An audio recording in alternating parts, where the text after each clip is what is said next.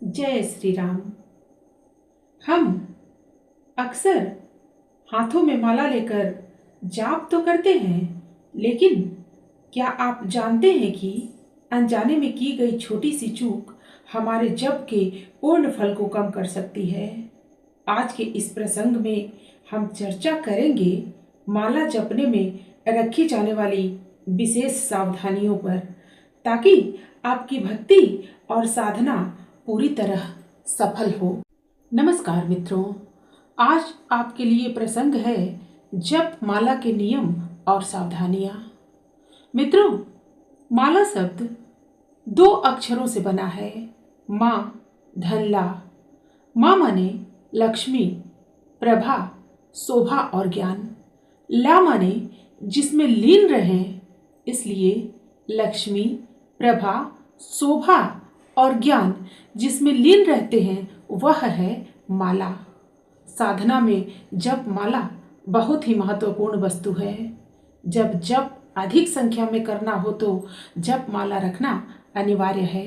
भगवान का स्मरण और नाम जप की गिनती करने के कारण साधक को इसे अपने प्राणों के समान प्रिय मानना चाहिए।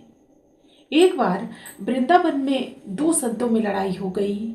एक संत ने दूसरे के लिए कहा, इसने मेरा हीरा चुरा लिया है। दूसरे ने कहा, इन्होंने मेरा पारस चुरा लिया है। मामला अदालत में गया।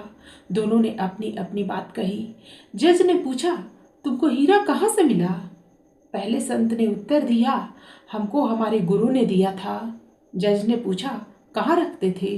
संत ने कहा, अपने कंठ में बांध कर रखता था। तुलसी के मनके को वैष्णव संत हीरा कहते हैं। दूसरे संत से जज ने पूछा, तुमको पारस कहाँ से मिला जो इसने चुरा लिया?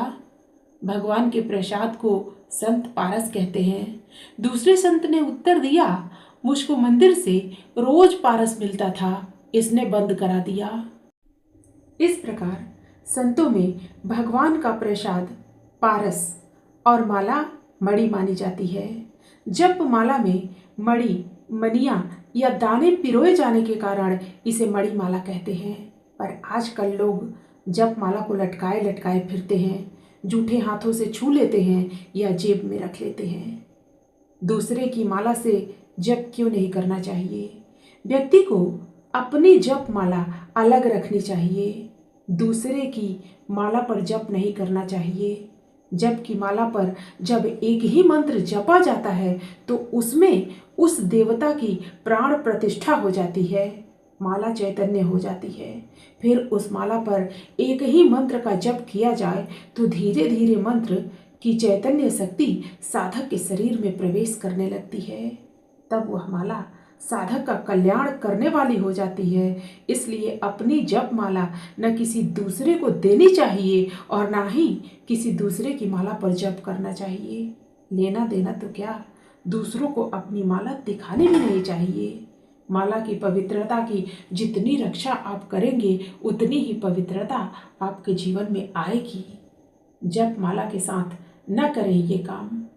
माला लोगों को दिखाने की चीज नहीं है, बल्कि धन की भांति साधक को इसे गुप्त रखना चाहिए। माला की पवित्रता का साधक को पूरा ध्यान रखना चाहिए। जप माला को केवल जप की गिनती करने वाला साधन न समझकर उसका पूरा आदर करना चाहिए। अशुद्ध अवस्था में उसे नहीं छूना चाहिए। बाएं हाथ से जप माला का प्रयोग नहीं करना चाहिए। माला को पैर तक लटका कर नहीं रखना चाहिए। माला को जहाँ कहीं भी ऐसे ही नहीं रखना चाहिए, या तो उसे जप माली में या किसी डिब्बी में रखकर शुद्ध स्थान पर रखें। माला जप करते समय रखें इन बातों का ध्यान। जप के लिए माला को हृदय के सामने अनामिका उंगली पर रखकर अंगूठे से स्पर्श करते हुए मध्यमा उंगली से फेरना चाहिए। सुमेरु का उल्लंघन न करें, तर्जनी उंगली न लगावें। सुमेरु के पास से माला को घुमाकर दूसरी बार जपें। जप करते समय माला ढकी हुई होनी चाहिए। जब तक एक माला पूरी न हो बीच में बोलना नहीं चाहिए। दूसरे की ओर देखना नहीं चाहिए। इशारे नहीं करना चाहिए। यदि जप करते समय किसी कारण बीच में उठना पड़े तो माला पूरी करके ही उठना चाहिए और दोबारा जप के लिए बैठना हो तो आचमन करके ही जप शुरू करना चाहिए। विभिन्न कामनाओं और देवताओं के अनुसार माला में भेद होता है।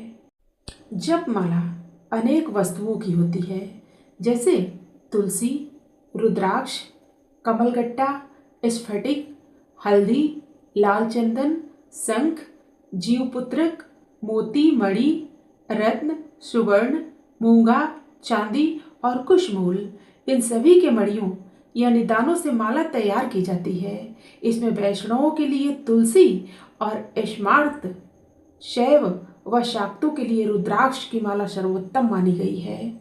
मनुष्य की जितनी कामना होती है उनके उतने ही मंत्र होते हैं और उतने ही देवता। आजकल लोग एक ही माला पर सभी देवताओं का मंत्र जप लेते हैं। यह माला की मर्यादा की अवहेलना है। विभिन्न देवताओं की अलग अलग मालाएं होती हैं, जैसे लक्ष्मी प्राप्ति के लिए किए जाने वाले मंत्र कमल गट्टे की या लाल चंदन की माला पर, विष्णु, श्री कृष्ण या श्री राम के मंत्र तुलसी माला पर, शंकर, हनुमान, दुर्गा आदि के मंत्र रुद्राक्ष माला पर, माँ बंगलामुखी का जप हल्दी की माला पर आदि। जप माला बनाते या खरीदते समय इन बातों का ध्यान रखें। माला बनाते समय इस बात का ध्यान रखना चाहिए कि एक चीज की माला में दूसरी चीज न लगाई जाए। माला के दाने छोटे बड़े ना हों। जप माला में पूरे 108 दाने होने चाहिए, कम या अधिक नहीं। विभिन्न कामनाओं और देवताओं के अनुसार भी मालाओं में भेद होता है।